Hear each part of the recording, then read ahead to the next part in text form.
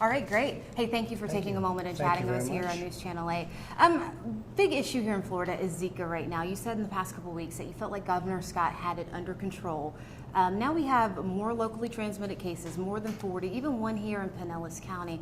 What would you say needs to happen now? Can Congress, do they need to go back into session? They do, and they have to approve whatever's necessary. I think the governor's really working hard. It's a tough situation. It's tough all over the continent, frankly. I mean, it's all over the place. And he's out there really pitching in. Some people have given up on the problem, and they hope it just goes away. Governor Scott has really worked very hard, and I think he's doing an excellent job. But with that being said, they ought to allocate more money to Florida and see if we can nip it in the bud. Okay. One big thing we want to talk about is immigration. I've heard that you're possibly going to be softening your stance. Is it your plan still to deport 11 million illegal immigrants? No, we have a very, very strong stance, and we're going to build the wall, and it's going to be a wall like no other.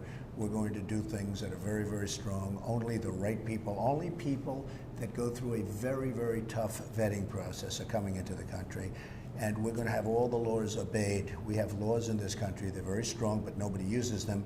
We're going to obey the laws of the country. It's a very tough stance. I'll be doing a speech on that over the next week and a half or 2 weeks. Okay. Hey, I was talking to some of your supporters yesterday, and they were telling me immigration, where you stand, what you've been saying for the past several months, that's what they love about you. Yeah. How do you toe the line between maybe softening your stance and keeping those people who've been with you the entire time? Well, I think we have a very strong stance, but a very fair stance. And I use the word humane. It's a humane stance, but it's very, very strong. The wall goes up.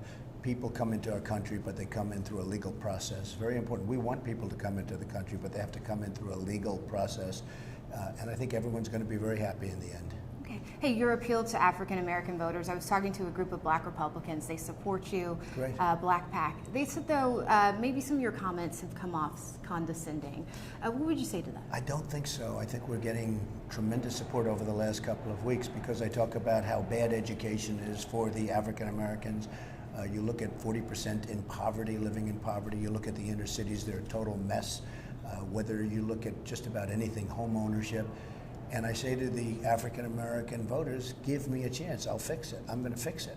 And I think it's really catching on because I see them going up very, very sharply with African-American voters. The Democrats have run the inner cities for so long and they've done so badly. I mean, in some cases for more than 100 years. And I just say, give me a chance. I will fix the inner cities. I'll bring jobs back. I'll bring education to a much higher level. And I just say, give me a chance. And I don't like the expression, you can't do worse, because frankly, they can't do worse. I will do a great job. And I say to African-American voters, you vote for Donald Trump, it's going to be a whole different story because they have really been hurt over the last 8 years. Hey, I want to ask you, our time is coming to a close, but Clinton, you called on a special investigator, special prosecutor in her case. The AP report, their article yesterday, did that further your stance on that issue? Oh, absolutely. It's so dishonest what she's doing. I mean, she's basically selling access to the State Department. There's never been anything like this in our country's history. Absolutely. There should be a special prosecutor. And when those people go in, they're not going in to say, good morning, Madam Secretary, and how are you feeling today? Isn't it a beautiful day? They're going in because I know some of those people. These are going in, they're looking for action. They're looking for things, big things, tremendous things. And they're getting them 100%.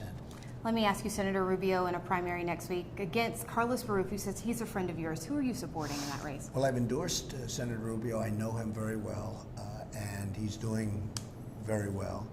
And he's endorsed me also, as you know. So we'll see how it all comes out. But a lot of good people are running for office, and a lot of them are Republicans. But I think we're all going to do very well. Hey, one last thing. You said that in the past couple of weeks that, hey, you may have said some things that were wrong.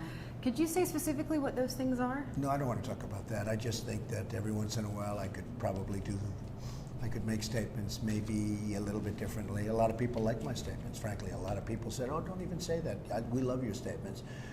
I'm a very honest person. I'm an honorable person.